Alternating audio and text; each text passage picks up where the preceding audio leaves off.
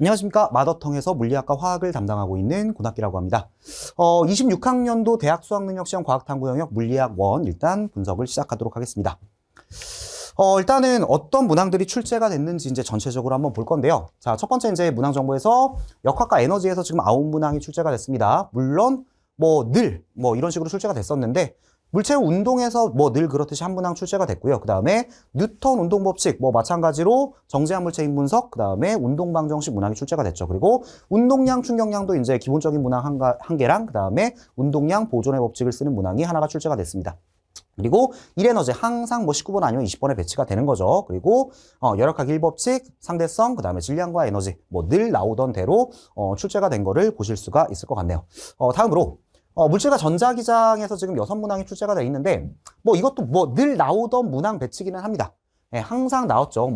쿨롱 법칙 한 문항, 그 다음에 스펙트럼 한 문항, 반도체 한 문항, 그 다음에 전류 한 문항, 물질의 자성, 강자성체, 상자성체 한 문항, 그리고 전자기도 한 문항, 이렇게 골고루 늘 출제가 됐었는데 일단 여기서 조금 여러분들이 눈여겨보셔야 되는 게 문항 번호인데요. 일단은 쿨롱 법칙이 지금 20번으로 갔습니다. 그렇죠? 쿨롱 법칙이 20번으로 갔는데 그냥 후방 배치만 된 게 아니라 실제로 난이도가 상당히 튀겨져 있고요. 그 다음에 전자기후도도 지금 11번인데 4페이지에 지금 배치가 되면서 난이도가 조금 상승을 한 걸로 보여집니다. 전류연 자기장도 원래는 이제 뒷페이지에 나오던 문제였는데 15번이라서 3페이지로 가긴 했죠. 근데 3페이지로 갔다고 해서 평소에 나오던 것보다 쉬웠다라고 할 수 있는 수준은 아닌 것 같아요. 예, 엄청나게 어려웠다는 아니지만은 어느 정도 난이도가 있는 문제들이 지금 쭉 하고 나오고 있는 걸 볼 수가 있습니다. 그리고 파동학에서는 늘 그렇지만은 크게 문제되는 문항은 사실 없죠. 전반사가 아무리 어려워봤자 크게 어렵지는 않을 테니까. 근데 약간은 조금 까다로웠던 문항들은 다소 있었던 것 같아요. 네, 그래서 이런 식으로 이제 출제가 됐구나. 평소랑 크게 다르지 않았구나라는 거 이제 보시면 될 것 같고요. 이제 다음으로 이제 각각의 문항 분석을 한번 해볼 건데요. 일단은 물체 운동 파트입니다. 난이도가 이제 좀 가장 들쑥날쑥하는 파트 같아요. 사실은 잠깐 이게 한 3년 전, 4년 전에 좀 쉬워졌다가 다시 이제 작년, 재작년 오면서 다시 또 이제 어려워졌다가 하면서 약간 좀 난이도가 요동을 쳤었습니다. 그래서 올해 수능도 이제 조금 나름 이쪽 파트에서 어렵게 나오지 않을까 라는 생각을 하긴 했었는데 근데 올해 또 6월 평가원이랑 9월 평가원 같은 경우는 너무 단순한 문제가 나왔어요. 그냥 2번에 배치가 되고 이러면서 상당히 단순한 문제로 출제가 돼가지고 이번 수능은 조금 여기서 힘을 빼지 않을까라는 생각을 했는데 자 14번에 배치가 되면서 나름 어려운 문제가 나왔습니다. 사실은 이게 지금 보시면은 그냥 되게 단순해 보이지만은 탁 하고 읽었을 때 충분히 준비가 된 학생이 아니라면은 바로 뭔가 들어가기는 조금 까다로운 문제일 수는 있었을 것 같아요. 저도 딱 이제 보는 순간에 이제 위치 시간 그래프가 나오면서 사실 그렇게 난이도가 있는 문제는 없었으니까 이거 별거 아닌가 하고 생각을 하다가 그냥 갑자기 그냥 2차 함수로 제가 풀고 있더라고요. 예. 이걸 이제 함수로 잡아가지고 미분 때려가지고 그냥 속력 구하고 이제 전 실전에서 그냥 그렇게 풀어버렸는데 사실 진짜로 이거 제대로 해석을 해보면 둘이 가속도가 같고 얘가 2t 동안 2d 갔으니까 t 동안에는 0.5d만큼 갔겠구나. 그래서 여기가 3.5d겠구나. 이런 식으로 해가지고 거리 구하고 상대 속도를 구하는 문제였는데 약간 당황한 학생들이 조금 있을 것 같다라는 생각이 듭니다. 6구평 보고 이거 쉬운 거 아니야? 라고 그냥 조금 헐렁하게 공부했던 학생들은 조금 당황했을 수 있는 문제가 아닌가라는 생각이 드네요.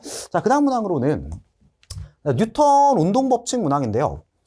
실제로 지금 6월 평가원에서 지금 어느 정도 예고를 한 문항이긴 합니다. 실제로 이 6월 평가원 문항은 연계교재에 있는 문제를 약간 이제 조금 변형을 해서 낸 건데, 실제로 지금 나온 거는 사실은 약간은 결이 좀 다른 문제로 보여지죠. 비슷하지만 약간 결이 다른데, 실제로 지금 요 문항 같은 경우는 가장 비슷한 문항이 이제 18학년도, 즉 17년 아마 연계교재에 들어있는 문항이었어요. 사실 수능에서는 잘 나오지 않는 형태의 문항이었습니다. 그러다 보니까 평소에 이제 힘분석이나 정제한 물체 힘분석 같은 경우도 여러분들이 조금 꼼꼼하게 해왔다 하는 학생이라면 사실은 그렇게 큰 무리가 없었을 것 같은데 이거 그냥 대충 느낌으로만 푸는 학생이 사실 상당히 많죠. 그런 학생들은 아마 상당히 당황하지 않았나라는 생각이 들어요. 그래서 이게 실제로 이제 분석을 할 때는 약간 좀 단순화 시켜가지고 분석을 하시면 좋은데 받침대가 이렇게 있다라고 하면은 받침대가 이렇게 있고 요게 사람이다 라고 했을 때 실이 지금 이렇게 간다라고 보시면 됩니다. 사람을 땡기는 실 하나, 그 다음에 받침대를 땡기는 실 하나. 이렇게 지금 단순화를 해서 보면은 뭐 위쪽으로 뭐 350N 이니까 같은 실이니까 당연히 여기서도 위쪽으로 350N이 작용을 하겠죠. 그쵸? 자, 근데 받침대가 지금 100N이라고 하고 있으니까 네, 물체가 정지해 있으려면 당연히 사람은 아래쪽으로 600N만큼의 힘을 받고 있어야 됩니다. 중력을 받고 있어야 위쪽으로 700, 아래쪽으로 700이 작용을 하는 게 되겠죠. 그쵸? 뭐 아마 니은 같은 거 이제 많이 당황을 했을 텐데, 그래서 사람 기준으로 지금 보시면은, 네, 아래쪽으로 지금 600N 작용하고 있으니까 위쪽으로 350N에다가 지금 수직 항력이 또 위쪽으로 250N이 작용을 해야겠죠. 그래야 아래쪽으로 600N, 위쪽으로 600N이 되니까. 그래서 이런 식으로 조금 단순화하면서 분석을 했어야 되는 문제인데, 나름 이렇게 안 해본 사람들은 아마 까다로울 수 있는 문제였다. 9번이지만, 네, 이렇게 생각이 드는 문제였네요. 자, 그 다음. 뭐, 이거는 뭐, 할 말도 없죠, 사실은. 예. 일과 에너지 같은 경우는 사실은, 예. 실제 이제 해설 강의에서 이제 풀어야겠지만은, 뭐, 늘 나오는 킬러기 때문에 사실 뭐, 크게 할 말은 없습니다. 근데, 옛날 한 4년 전, 막 5년 전, 막 그때 이제 초창기 수능이랑 비교를 했을 때, 그때는 실제로 막 탄성 포텐셜, 중력 포텐셜, 그 다음에 운동 에너지까지 전부 3개를 다 고려해야 되는 조금 복잡한 문제였다라면은, 최근으로 오면서 그냥 한 2가지 정도 에너지만 고려를 하면 되는 문제로 조금 바뀌고 있는데요.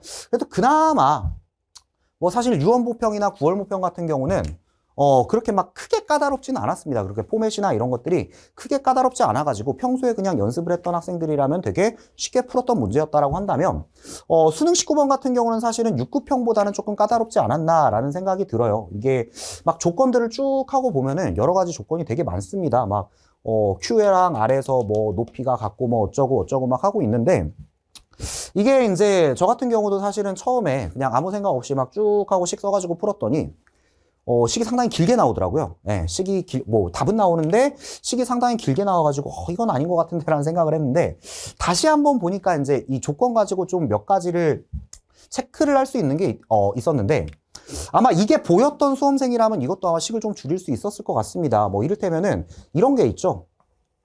지금 여기서 이를테면은 질량이 M인 물체가 지금 내려오고 있는데, 질량이 M인 물체가 여기서 EH의 높이라면은, EmG, 라지 H만큼의 중력 포텐셜 에너지를 가지게 될 거예요. 그죠? 그런데 이 물체가 이제 B랑 충돌을 한 후에 B가 이제 H라는 높이에 왔을 때 B 같은 경우는 질량이 EM이니까 여기서 B 같은 경우도 EmG, 라지 H만큼의 중력 포텐셜을 가지게 될 겁니다.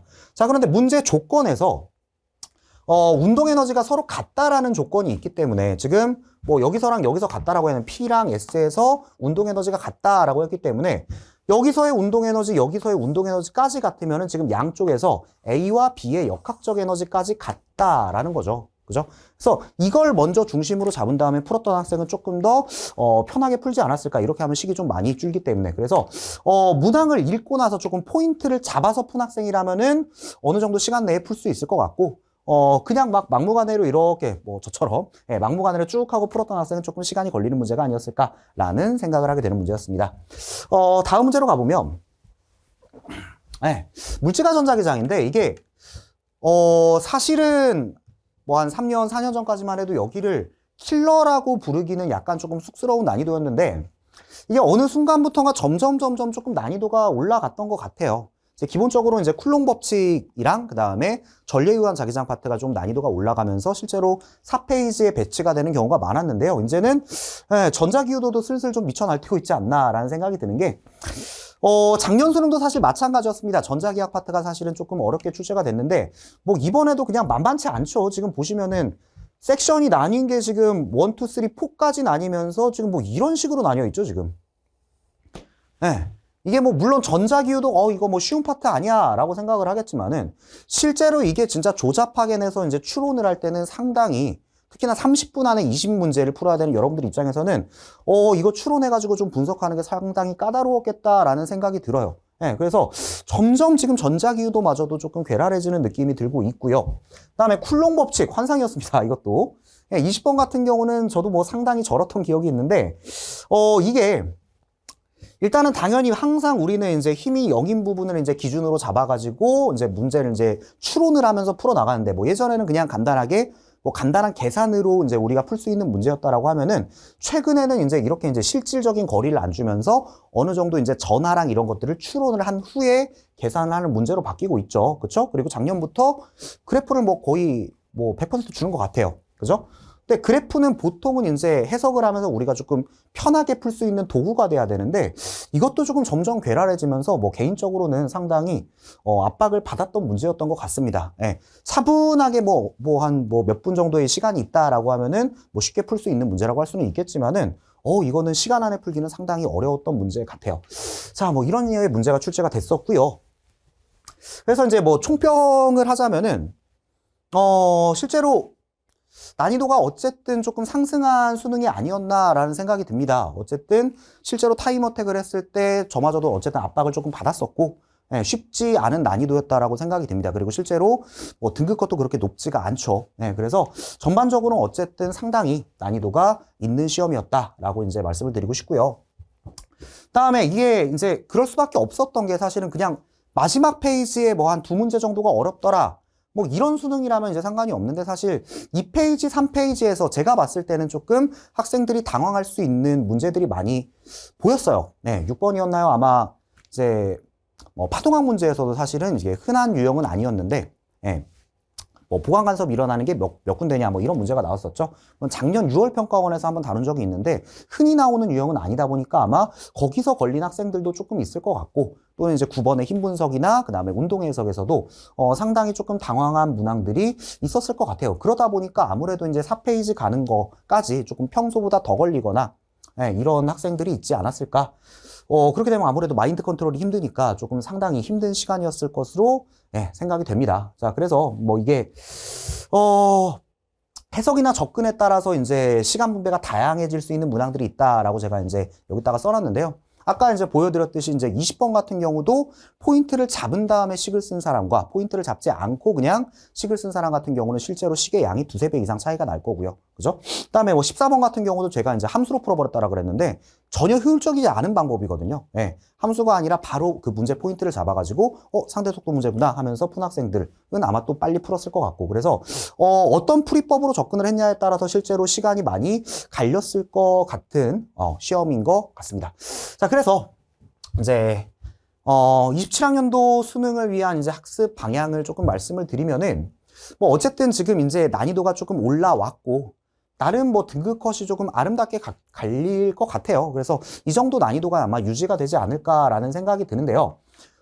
난이도가 뭐 올라왔다라고 하더라도 물리학 같은 경우는 크게 뭐 유형 변화, 뭐 문항 배치가 뭐 크게 변하지는 않습니다. 사실은 뭐 소소하게 변하는 것들은 있겠지만 그래서 물리학 같은 경우는 뭐 자신 있게 말씀드릴 수 있는 게 아마 최근 한 3~4개년 정도의 기출을 여러분들이 확실하게 조금 분석하면서 실제로 공부해 보신 분들은 알겠지만은 똑같은 문제를 2번째 풀 때, 3번째 풀 때, 4번째 풀 때가 조금씩 다를 겁니다. 똑같은 풀이로 연습을 하는 게 아니라 내가 3번, 4번 풀어보면은 그 문제가 기억이 나면서 이 문제는 이렇게 풀면 더 좋을 것 같은데 그리고 다른 문제를 풀다가 이 문제에서도 이 방식이 적용이 될 것 같은데 이런 류들이 상당히 아마 많을 거예요. 실제로 3번, 4번 아마 반복을 해보셨다면. 그래서 그렇게 하면서 이제 자신만의 방법을 만들어가고 특정 유형에 대해서 자신만의 루틴을 만들어가는 공부법이 가장 중요할 것 같습니다. 물리학에서는.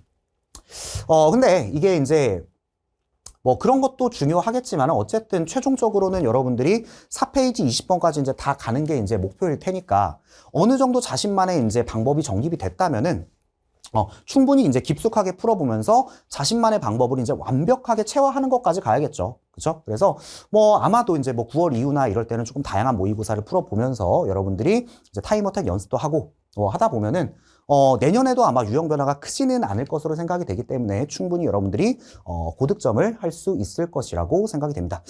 자, 이렇게 해가지고 이제 물리학 분석을 마치도록 하겠고요. 26학년도 수능을 보신 수험생들 너무 고생 많으셨고요. 그리고 앞으로 27학년도 수능을 보실 수험생들의 권투를 기원하겠습니다. 네, 이상으로 마치도록 하겠습니다.